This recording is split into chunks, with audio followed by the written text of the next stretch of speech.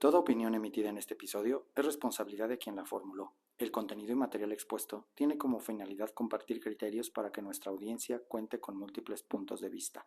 El contenido del video no refleja una postura oficial del colegio ni del podcast en general. Recuerda siempre buscar asesoría profesional cuando la necesites. ¿Qué onda, pues? ¿Cómo están? Muy buenas tardes y sean bienvenidos a un episodio más de este programa que yo sé que es su favorito de Culichia Chilango, El Derecho Nos Une. Recuerden que estamos en vivo cada miércoles de cada 15 días a las 5 de la tarde en zona Pacífico y 6 de la tarde en zona Centro.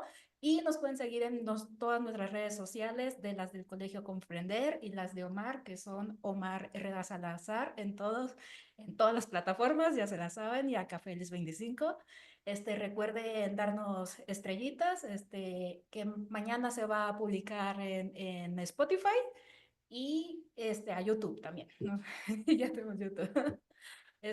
Pues estamos aquí un día más en este maravilloso set de producción que tenemos aquí con mi compañero Omar. ¿Cómo estás, Omar? Pues yo muy bien, muchas gracias, muy contento de continuar en esta tercera temporada, en donde, bueno, pues seguimos tocando temas interesantes para todos ustedes, preparando mucho material.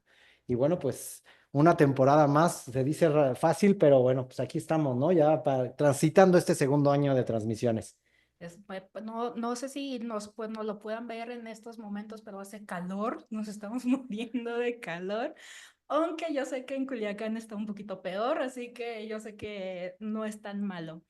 Pero, bueno, yo te quería comentar, el otro día fui al súper. Así que terminaste traumada, pero a ver, dinos. Es que no puede ser, los productos están carísimos. O sea, estaba viendo estaba en la zona de verduras y qué sé yo, pues justo estaba pensando en hacerme un caldo para el calor, por buena culichi que soy. Y quise comprar los elotes y Dios mío, dije yo, ahí se me ha abierto la quincena. Carísimo, carísimo. Y justo esto me generó una duda. ¿Por qué?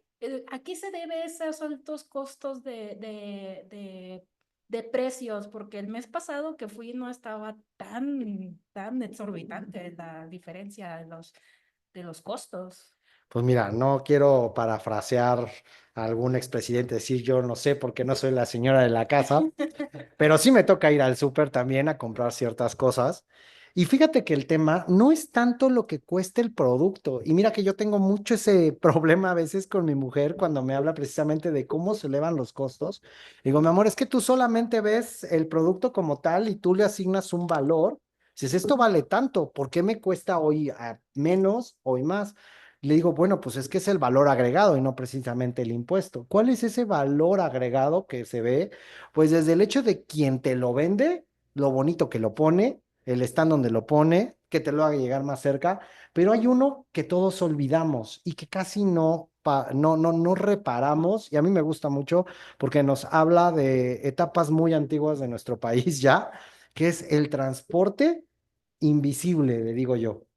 A ver, ¿tú sabes qué es Apantaco? Obviamente no, Ok. claramente no sé Pues qué es. Apantaco es un lugar, es una aduana. Apantaco es una de las aduanas que contamos en nuestro país, en las cuales llega mercancía a través del ferrocarril. ¿Tú has visto alguna vez el ferrocarril?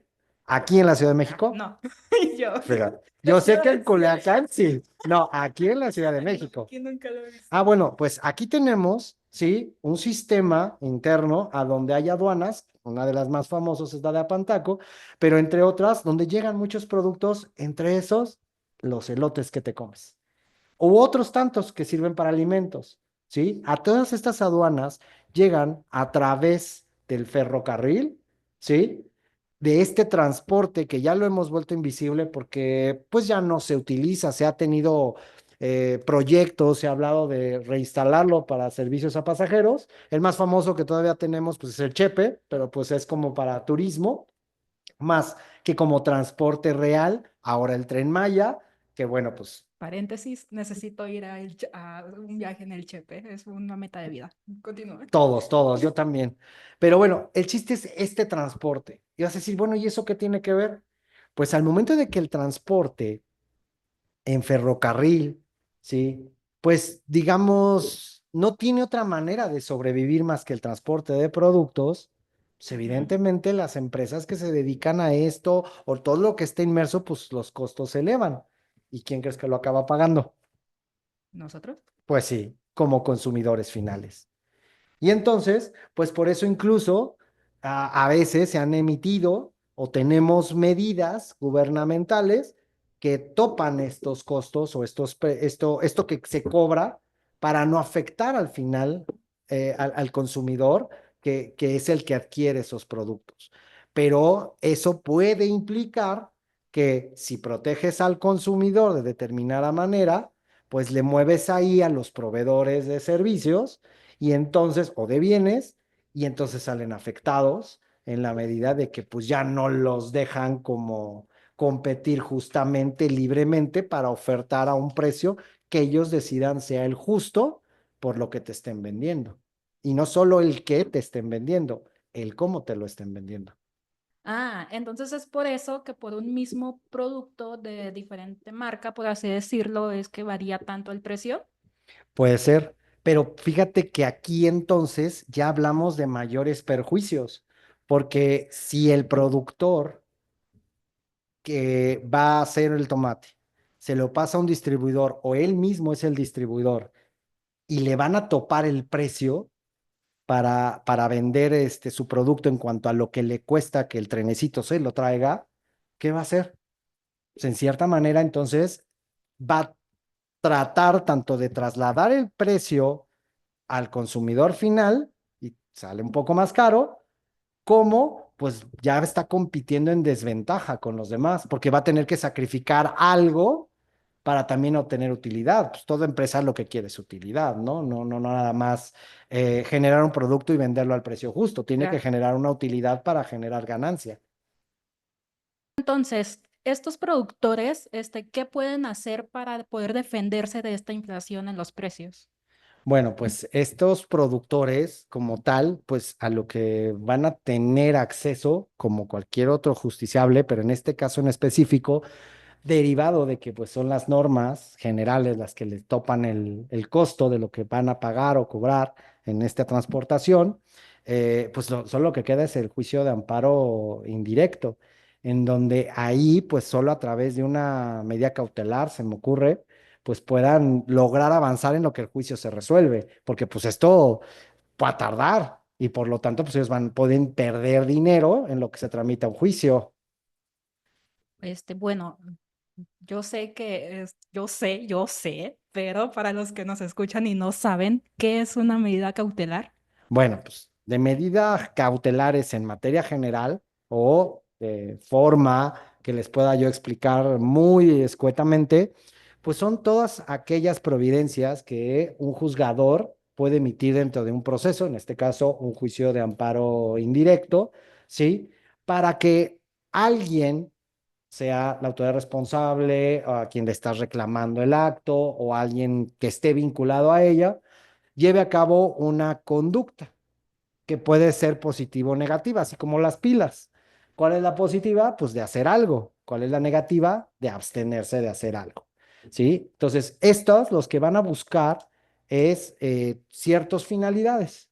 Uno, pues impedir que durante la secuela o el tiempo que se tramita el juicio en lo principal, o sea, el juicio de amparo en lo principal, ¿sí? Se pueda perder la materia del juicio, se pueda causar algún daño a alguien, ¿sí? Y sobre todo, bueno, pues el hecho de tratar de conservar, como les digo, esa materia para que haya sobre qué resolver, ¿sí? Y bueno, pues hoy día pues hablamos mucho a partir de 2011, de lo que es el respeto a los derechos humanos, la progresividad, etcétera, de mucho respeto a ellos y poder generar en la medida cautelar algo que creo, porque por ahí lo leí, ya sabes que soy medio chismoso, una teoría o algo que se llama tutela jurisdiccional o judicial anticipada. Pero básicamente eso es una medida cautelar. Pero bueno, como saben, amigos, siempre tenemos un experto que nos habla de estos asuntos, sobre todo para que ustedes se vayan con el mejor contenido que el colegio siempre les ha brindado y para que Ana Karen pues también ya sepa correctamente y no en voces Sí, someramente. sé, claro que sé, tú Sí, pero sabes pues que yo sé. pero qué mejor que alguien que sea Por más supuesto. experto en la materia, ¿no? Para ello, como ustedes ya vieron en los Reels, pues tenemos a un experto que es el magistrado Gildardo Galinzoga Esparza. Voy a leer un poquito su semblanza curricular, que bueno, es bastante amplia, entonces me voy a tener que hacer una labor titánica de resumen. Tiene 55 años de edad, pero más de 35, ya me van a ¿Cómo? matar. ¿Cómo? Es que fue tan sucinto que me lo comí. 55 años de edad, pero con más de 35 años de laborar en el Poder Judicial de la Federación. Pues desde que era un chiquillo, antes de que fuera mayor de edad, inició como todos, como pasambres, meritorios, vivió a la transición tecnológica, que esto es importante saberlo porque todos ustedes no lo saben, a mí sí me tocó, pero antes hacer sentencias era de a dedo. Y dedo porque era con máquinas de escribir así, y si te equivocabas, repetir toda la hoja hasta el actual sistema informático, ya incluso vamos para la inteligencia artificial, para llevar a cabo su función jurisdiccional. Esto lo llevó a tener o empezar con grados ya más allá de meritorio, de oficial judicial, que pues eres el oficial administrativo, actuario de juzgados, secretario de juzgado, brincar a los tribunales colegiados, en donde entró en un concurso de oposición abierto para ser juez de distrito a los 30 años. Imagínense esa crisis que a todos nos da de los 29 a los 30. ¿Cuál crisis le dio? Le dio el premio ya ser juez de distrito a los 30 años. Me perdonas, pero a mí no me dio crisis. Eso dices, no, no lo decimos nosotros que te la aguantamos. En ese cargo recorrió la ciudad fronteriza de Ciudad Juárez, Chihuahua y Morelia, Michoacán. Después, mediante un segundo concurso de oposición, se convirtió en magistrado de circuito, en donde ha estado adscrito a tribunales en Morelia, Querétaro, Toluca, Ciudad de México, en donde se destacan pues unos tribunales muy especializados que van a tocar este tema.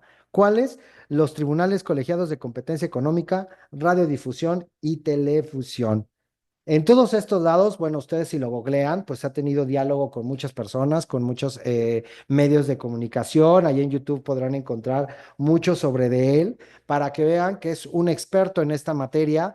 Y bueno, pues con esto tenemos a alguien que te puede explicar no solo las medidas cautelares, sino el cómo aplicarían para que a ti te lleguen los elotes y comprendas por qué están tan caros, porque me queda duda que de precio no van a bajar. Bienvenido, magistrado. Muchas gracias por haber aceptado la invitación. ¿Cómo están? Muy agradecido de que me hayan invitado a este programa tan interesante, tan fresco, juvenil. Y pues aquí estoy a sus órdenes. Y muchas gracias por la apertura, la lectura ahí de mi semblanza. Y aquí estoy a sus El órdenes. chiste es dejar en Gracias. tela de duda la edad y los años y todo, Pues porque no pues, dejaron mucho de tela de duda, pero, Pues sí, pero aquí eso estoy. de más de 55 años te pasaste, ¿eh? bueno, pues es que Ya ni yo, ¿eh? Me siento de 54 todavía. y se ve Pero muy joven, bueno. magistrado. Pero mira, a mí me queda claro que lo de fresco, a lo mejor no sé si fue por ti, porque ahorita andas en modo Dalai, pero lo de juvenil fue gracias por mí, Sí, obviamente. ok. Pero bueno, Omar ya dio una explicación de lo que son las medidas cautelares, pero yo necesito una segunda opinión de otro experto, si no te molesta. Entonces quisiera que el magistrado nos explicara qué es la suspensión en el juicio de amparo o en qué consiste. Bueno, quizás como contexto, quisiera comentarles que el juicio de amparo para mí es la institución jurídica más importante que tenemos en México.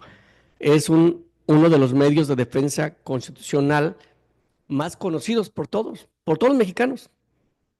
Es muy común en los periodistas, ya se le concedió el amparo a tal persona y en realidad están hablando de la suspensión. ¿Qué es la suspensión? La suspensión es el alma misma del juicio de amparo, es paralela a él y a veces es hasta más importante que el juicio de amparo. El juicio de amparo se promueve contra actos de autoridad. Recientemente se incluyó actos de contra particulares, es un tema paralelo, pero básicamente todas las autoridades pueden hacer solamente lo que la ley le permite y no pueden hacer lo que la ley no les permite. Entonces, cuando alguien promueve un juicio de amparo respecto a un acto de autoridad, que se llama el juicio de amparo acto reclamado, siempre existirá la posibilidad de que solicite la suspensión del mismo. ¿Qué significa la suspensión? Oye, no lo ejecutes el acto o no dictes un acto, deja de hacer lo que estás haciendo, pero es una medida anticipada. O sea, ustedes están muy jóvenes, pero cuando uno estaba más chavo, cuando no existía el internet y tanta cosa que hay ahora, jugaba uno a los encantados, de modo tal que pues uno corría tras otro y lo tocaba encantado y se tenía que quedar inmóvil porque si no se inmovilizaba, pues entonces perdía el juego.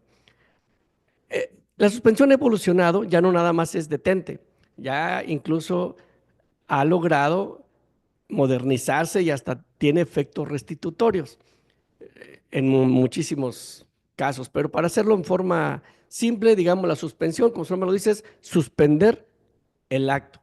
¿Cuál es la finalidad de suspender el acto? Que no se consume y se haga irreparable, después concederle el amparo del principal. Eso sucede de manera paralela al juicio principal.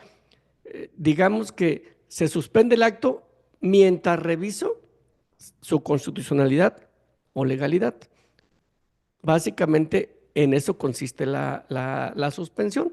Ya me dirán si quieren que platiquemos de los requisitos y demás. Sí, claro, porque primero, no lo vieron en cámara, pero esta desgraciadísima se rió cuando dijo lo de la edad, pero fíjate que los buenos juegos nunca se olvidan. A mí sí me tocó. A mí también me tocó. El engarrote pero- y de hecho, como el magistrado lo dice, con eso nos enseñaban en la carrera. A mí me lo enseñaron porque lo decía Burgoa en Sí, sus así clases. es. Digo, a mí ya no me dio clases Burgoa, me dio clases su nieta, pero sí me tocó el que muchos maestros te explicaran, a ver, las suspensiones, engarrote semai, no te mueves ni para atrás ni para adelante. Y entonces, pues lo conocíamos incluso como la única medida en ese entonces, o se veía como la llave, ¿no? En la medida Exacto. suspensional. Pero, pues, se han ido avanzando, o se ha ido avanzando a través de los años, una progresividad, diríamos, para el estudio de esta suspensión, pero ya como una parte más de otras medidas que son, como yo decía, usted nos aclarará la positiva, pero, por ejemplo, me acuerdo que para analizar todo esto nació un concepto que yo conocí varios años después de ya estar en la función jurisdiccional, que era, por ejemplo, la apariencia del buen derecho, cuando empezaron a hablar de ella los tribunales. O sea, ya se hablaba mucho tiempo atrás de la suspensión y después como que esto empezó a tener mucho auge. A mí me gustaría que nos dijera, magistrado, ¿qué es esto de la apariencia del buen derecho? Porque creo que tiene la razón en algo y este principio, salvo su mejor opinión, que nos la cambien. Las personas que no conocen derecho, que no lo conocemos o que lo conocemos a través de terceros que no son abogados, como son los medios de comunicación, cuando dicen esa parte, ya le concedieron el amparo, no es una suspensión, pero empiezan a juzgar. Exacto. No, empiezan a juzgar lo que se hizo, lo que no se hizo, lo que deben de hacer, lo que no debió de hacer, el gobierno, la autoridad, el quejoso, demás. Y creo que este principio pues toca un poquito eso, ¿no? Darle la apariencia a alguien en específico y destruiría el dicho de López Dóriga y de todos los demás comunicadores cuando empiezan a juzgar una parte de por qué se pueda conceder no el amparo, sino una suspensión. ¿Qué es esto de la apariencia del buen derecho? Hay que recordar que la suspensión para resolverla, un juez federal, juez de amparo, juez de distrito, tiene que examinar varias cosas. Primero, hay que entender que hay dos clases de suspensiones. Suspensión de oficio, que aunque no me la pidan, tengo que resolver sobre ella, pero son casos sumamente excepcionales, porque si no se concede de oficio, pues el juicio de amparo queda sin materia. Deportación, destierro, los prohibidos por el 22 constitucional, que son azotes, golpes, etcétera. Pero vamos a hablar del común de los casos, que es cuando la suspensión procede, pero solamente a petición de parte. Entonces, el juez de distrito, al revisar la demanda, tiene que revisar primero que la solicite el promovente del amparo, el quejoso o agraviado. Segundo, que el acto reclamado exista o que potencialmente sea cierto. Otro, que no exista afectación al interés social o disposiciones de orden público. Y uno más, ¿qué más tiene que estudiar el juez? La apariencia del buen derecho frente a esas disposiciones de interés social o orden público. ¿Qué es la apariencia del buen derecho?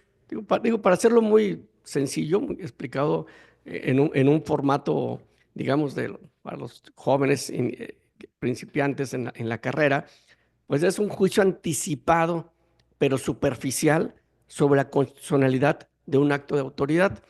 Es decir, el juez solamente con lo que está viendo en la demanda de amparo puede decir anticipadamente, pero repito, superficialmente, y sin afectar su decisión final, puede decir el juez, es que probablemente aquí sí el acto sí sea inconstitucional. Y por lo tanto, con base en ese juicio de probabilidad, puede resolver sobre la suspensión del acto. Puede decir, en apariencia el buen derecho, tienes razón. Parece que el acto que me estás reclamando sí es inconstitucional, sí es ilegal y por lo tanto paralizo sus efectos. O bien retrotraigo sus efectos según sea la naturaleza del acto. Entonces, pero por supuesto hay que atender la naturaleza del acto, que también sí pueda suspenderse. No cualquier acto puede suspenderse. Hay infinidad de casos que no puede, que aunque el acto sea cierto y aunque aparentemente sea inconstitucional, pues no se puede suspender porque su naturaleza no lo permite.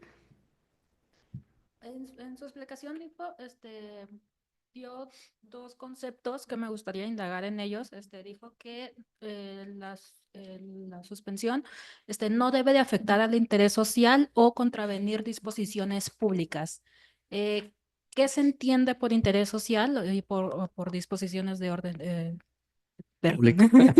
Disposiciones públicas. Pues mira, no es que haya una definición específica de qué se entiende sobre ellos, sobre esos conceptos. La misma Suprema Corte no lo ha definido puntualmente, porque cada caso nos va a llevar a decidir si existe esa potencial afectación.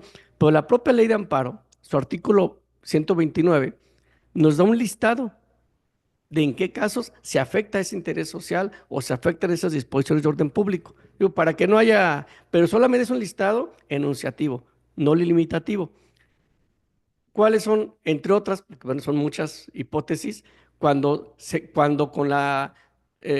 se suspende el acto se va a permitir el alza de precios, continúe el funcionamiento de centros de vicio o de lenocinio, continúe la producción de comercio de narcóticos, se impide la ejecución de campañas contra el alcoholismo y drogadicción, etcétera.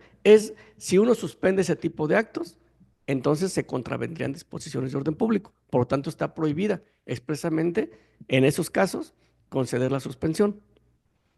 Son muchos más casos, pero bueno, es un listado Y largo. esto que nos dice magistrado, pues es algo que se tiene que valorar en cada caso. En cada caso, exacto. Pero, y ya que estábamos hablando de esto, al principio de los precios y todo, ¿hay algún caso relacionado con esto que se haya valorado estos dos principios o estos elementos? Por supuesto. A ver, recuerdo uno, y por tema de protección de datos, voy a tratar de maquillarlo y hacerlo lo más importante, lo más destacable para que se entienda a la Hablemos de los audiencia. elotes de Ana Karen para su sopa con este calor, está loquita. A ver, primero, una vez que nosotros vemos en un supermercado ya un producto, es cierto lo que platicaban, pues ese producto trae mucha cosa atrás. Vamos a pensar que es un producto natural, un producto de campo.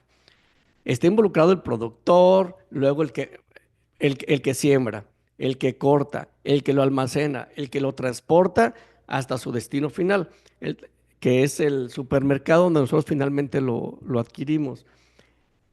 Ese transporte puede ser de muchas formas, no nada más por vía terrestre, puede ser por ferrocarril, puede ser por vía terrestre, que es ferrocarril, vehículos, puede ser por mar, puede ser por tierra.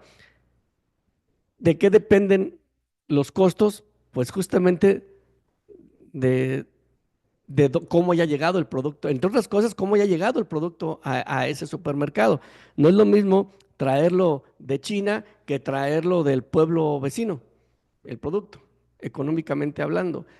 No es lo mismo traerlo por tren en un trayecto de 3 o 4 días que en un vehículo que que puede abatir el tiempo. Entonces, todo va a depender de en qué se transporte. Bueno, entre otros múltiples factores, el transporte en el que llega al destino final. ¿Por qué? Porque el transporte puede ser el coste de las gasolinas, del diésel, de los hidrocarburos en general que se utilizan para el transporte de ese tipo de cosas. Si sube la gasolina, nos sube absolutamente todo, pues casi todo se transporta con vehículos que usan diésel o gasolinas, gasavión, etcétera. Entonces, si suben esos productos, pues sube prácticamente todo lo que vemos en el mercado. No nada más productos alimenticios, sino prácticamente todo. Wow. Todo lo que necesito, todo lo que hay detrás para poder hacer una sopa y para que te lo sepas, no sé si sabes, pero si tu cuerpo está con una temperatura alta, lo caliente te ayuda a regular. Es como combatir fuego con fuego. Que no sabes tú los temas de los... No, porque aquí como tenemos clima caliente, frío, lluvia, vientos todo el Ahí se día. platica. Demás. Ah, eh, y para retomar tu pregunta, un caso, por ejemplo, es el gobierno mexicano, por medio de una de sus secretarías de Estado, no sé, un par de años, si mal no recuerdo, estando yo en los tribunales de competencia económica, conocí de un tema donde se crea una norma oficial mexicana, entre otras múltiples cosas, para controlar por una situación de emergencia los costos de las empresas ferroviarias que transportan insumos o productos alimenticios por una emergencia alimentaria. Regularmente, y por hablar superficialmente, pues se podría haber hecho una apariencia del buen derecho. Oye, la empresa ferroviaria viene al amparo, oye, me están controlando los precios. Y potencialmente, repito, pues podría tener razón, oye, como que el gobierno no se puede meter a controlar los precios porque afecta la libre competencia. Pero sin embargo, si se le considera la suspensión, en apariencia, aunque tenga apariencia del buen derecho, sin embargo, no por ello debemos de dejar de observar los requisitos del artículo 128 en relación con el 129 de la ley de amparo. ¿Qué pasaría si le concedemos la suspensión en apariencia del buen derecho? Bueno, el gobierno no le puedes controlar los precios a esta empresa ferroviaria. De acuerdo a la empresa, pues va a elevar, si le sube el costo del diésel, pues entonces va a subir el costo del transporte. Y al subir el costo del transporte, pues va a subir el precio de los alimentos que transporta. Entonces nosotros vamos a encontrar en el mercado, donde nosotros llegamos al final, al supermercado, a la tienda donde compramos un producto, pues a un precio mucho más elevado. Y eso afecta el interés social. ¿Por qué? Porque está provocando un alza de precios. No sé si me explico. Sí. Entonces, ese es un caso donde se hizo un estudio de ponderación entre la apariencia de buen derecho con los requisitos del 128, fracción segunda, si mal no recuerdo, sobre violación, sobre, sobre afectaciones al interés social y disposiciones de orden público. Bueno, al principio de su explicación, cuando explicaba los efectos de la suspensión, comentó que pues era como que pues el normal del de no hacer absolutamente nada, o el juego de los encantados, pues yo lo conocí como encantados, y también explicó que podían tener efectos restitutorios. ¿En qué consistirían esos efectos restitutorios y cómo se podría como que aplicar en estos casos de los productos de costos de, de producción, perdón? Bueno, en ese caso no se puede, al no proceder la suspensión, se niega la suspensión, pues ahí no hay tal estudio de posibilidad de efectos restitutorios. Pero te voy a poner un ejemplo muy sencillo de efectos restitutorios. Cuando en una tienda de abarrotes eh, llega un ayuntamiento y clausura digamos, por vender, mm, no sé, algún producto para el cual no está autorizado y le clausura. Entonces se promueve el amparo contra la clausura. No, La- no el- tenía permiso para vender mis elotes, por ejemplo. no, porque ahí sí no procedería la suspensión, pues no tienes permiso, la suspensión no tiene efecto, la suspensión no tiene el efecto de darte un derecho que no tienes. Ok, entonces sí tenía permiso Sí, para sí vender tiene elotes, licencia, pero algo pasó ahí. se pelearon un par de tipos allá afuera y llegó el ayuntamiento y se le hizo fácil cerrar el changarro, por decirlo así. Va al amparo, y suelta la suspensión del acto reclamado. En estricto sentido, la suspensión ya se llevó a cabo, la clausura, perdón, ya se cerró. Y ahí está el sello de clausura.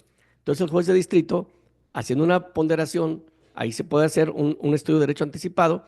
Oye, se pelearon allá afuera los dos tipos, no tiene nada que ver con la venta de productos.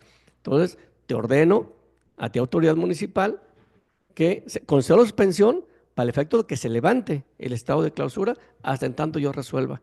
Y no afecta nada porque si al final el solicitante de amparo no tuviera razón, bueno, pues se devuelve el estado de clausura por el tiempo que se hubiera ordenado la misma. Pero al contrario, imagínense nada más, pasan los meses, no se resuelve el juicio y se niega la suspensión, pues ¿qué va a pasar con el negocio?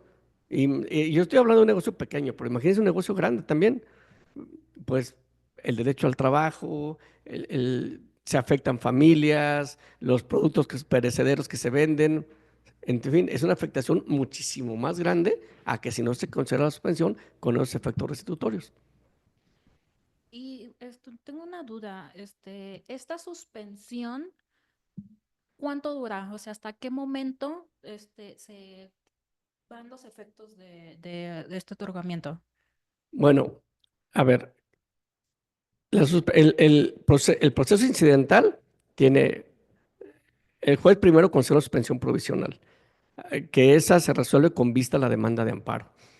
Esa suspensión provisional tiene vida hasta que se resuelve sobre la suspensión definitiva, que se resuelve la suspensión provisional, se fija una audiencia para suspensión definitiva, para audiencia incidental, donde con base en el informe de la autoridad responsable se resuelve sobre la suspensión definitiva.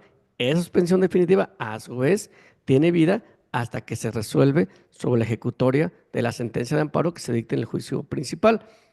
Excepción hecha que se promueva algo para revocar la suspensión definitiva, como algo en base de prueba superveniente, pero por lo general tiene vida hasta en tanto se dicta sentencia ejecutoria en el juicio principal, en ese orden.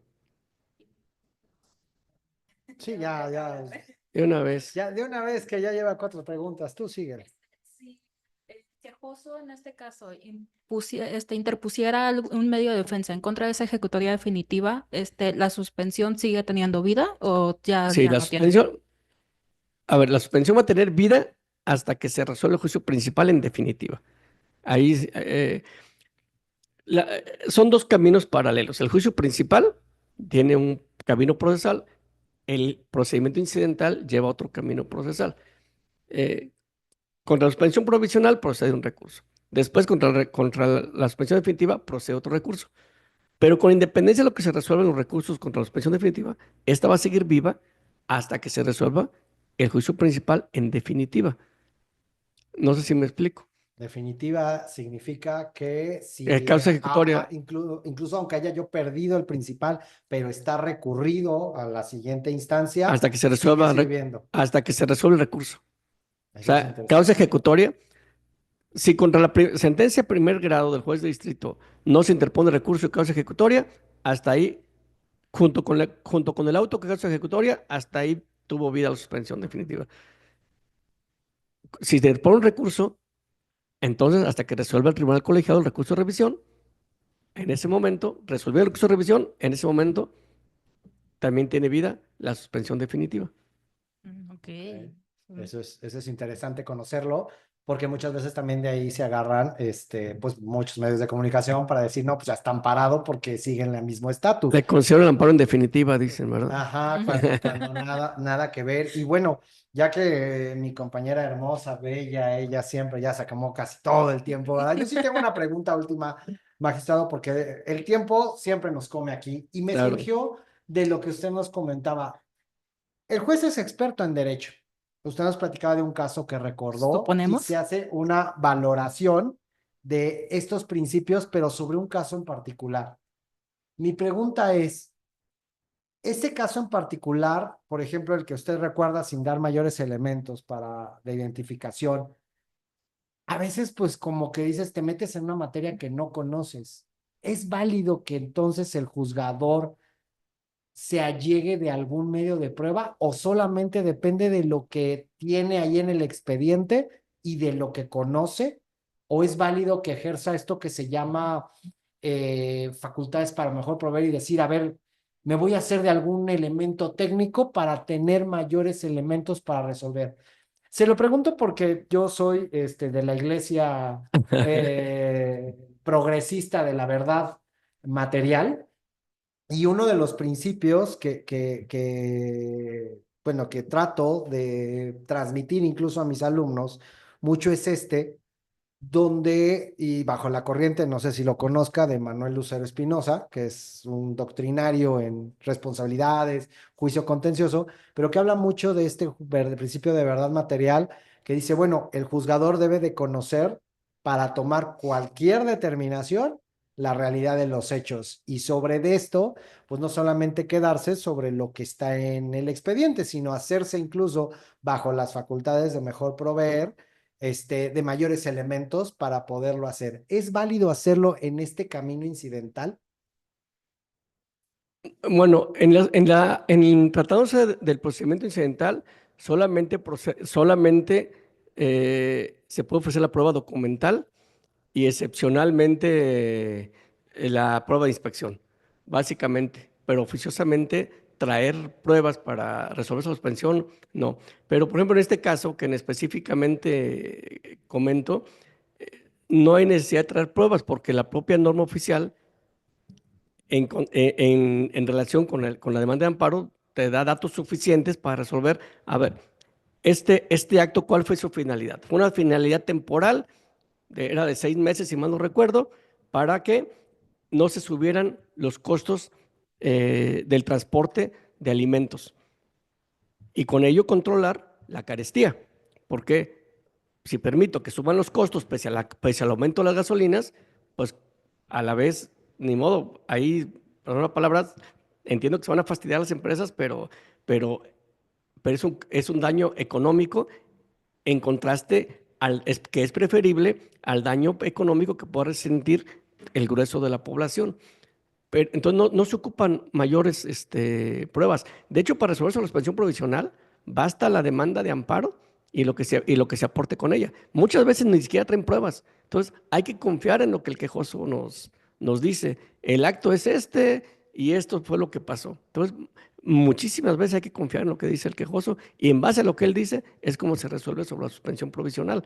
Ya sobre la definitiva, ya tenemos el informe de la autoridad responsable, ya tenemos un poco más de certeza sobre lo que realmente pasó y ya por eso en la definitiva se puede modificar o no lo que se resolvió en la provisional, pero en el incidente no se pueden traer oficiosamente pruebas.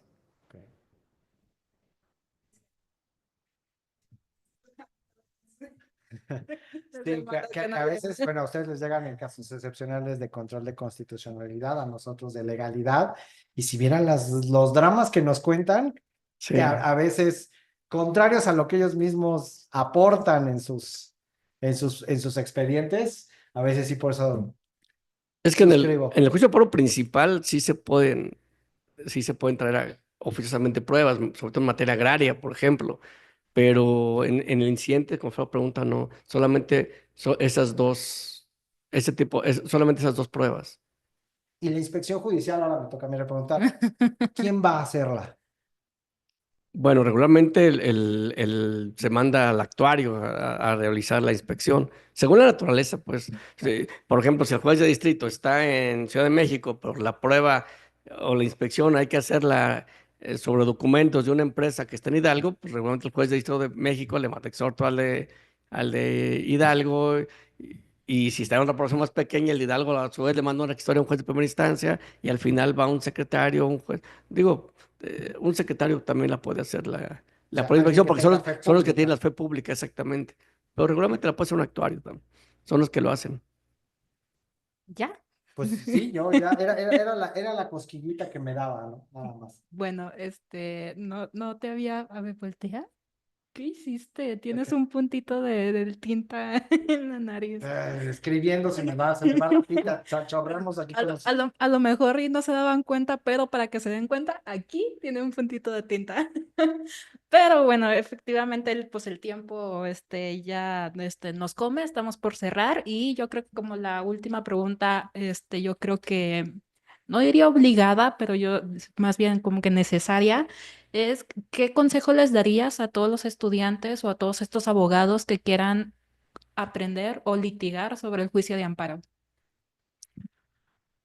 Pues en mi opinión personal, mi experiencia de vida, creo que dado el crecimiento descomunal del derecho, tenemos que elegir una materia para especializarnos. Actualmente la especialidad es lo que nos debe diferenciar del resto, porque sin que sea una crítica, por supuesto, pero ver letreros de abogados, se llevan asuntos mercantiles, civiles, penales, bla, bla, bla, bla, bla. Híjole, la verdad que es muy complicado tener un control de todas las materias. Incluso en el propio de la Federación y en los estados también, ya los juzgados tribunales han caminado tendentes a la especialización o subespecialización, que es tener 2 o 3 materias por ahí máximo, pero ya no mixtos, ya no todos. Hay jueces de distrito mixtos todavía, jueces de amparo, pero realmente el camino es la especialización. Mientras más especialistas seamos, en una materia, creo que mejor nos va a ir en la vida. Porque, vamos, como los médicos, hay infinidad de especialidades. Pero si vamos con un médico que dice soy médico general, ginecólogo, y 50 gastroenterólogo, cardiólogo, hago de todo, como que no nos va a dar mucha confianza. Entonces, creo que la especialización en una materia, en 2, para mí es lo mejor, el mejor consejo que le puedo dar a un joven estudiante o a una joven estudiante. Ay, perdón, pero ¿te suena a algo eso de querer abarcar mucho? Sí, me suena, pero bueno, pues de algo hay que vivir a veces. Entonces, pues amigos, hemos llegado al final del programa. La verdad es que agradecemos mucho la invitación, que hayan aceptado nuevamente estar con nosotros. A usted, magistrado, por haber aceptado la invitación. Gracias. Realmente creo que cumple con esta entrevista que nos deja un buen sabor de boca. Se cumple su propio dicho. Su especialización, su experiencia de vida nos ha permitido a todos entender de una manera muy franca, directa, asequible, sencilla, algo que es tan cotidiano, pero que a la vez puede ser, no quiero decir difamado, pero disfrazado de lo que no es, aún sin propósito, a un Así es. despropósito, y que bueno, pues puede generar convicciones, opiniones en la gente que pueden ser, son equivocadas o erróneas, distantes de la verdad. Amigos, pues muchas gracias por acompañarnos. Recuerden, como dijo Ana Karen al principio, pues ya estamos en todas las redes sociales del Colegio Comprender, transmitiendo desde Facebook Live. El día de mañana nos encuentran ya el capítulo audio y video en Spotify. Recuerden darnos like, compartir. Estamos siempre leyendo sus comentarios, trayendo temas de actualidad para ustedes, gente experta, sobre todo para que sigan complementando su formación. Y todos aquellos que no sean abogados, que hemos recibido mensajes, gracias por seguirnos, porque también para ustedes hacemos este programa, para que no les vean la cara en los medios de comunicaciones tan sencillos, para que si van al súper a comprar algo, también sepan que hay alguien atrás de eso defendiendo ese precio y por qué es ese precio y cómo se puede. Recuerden entonces seguirnos. Nos vemos en 15 días en el siguiente capítulo de esta tercera temporada de su programa de Culicha Chilango, El Derecho Nos Une. Nos vemos. Ana, ¿quieres decir algo para despedir?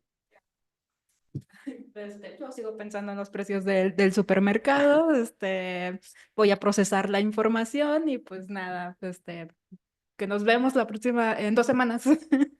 Nos vemos en 2 semanas, amigos. Muchas gracias. Bye. Saludos.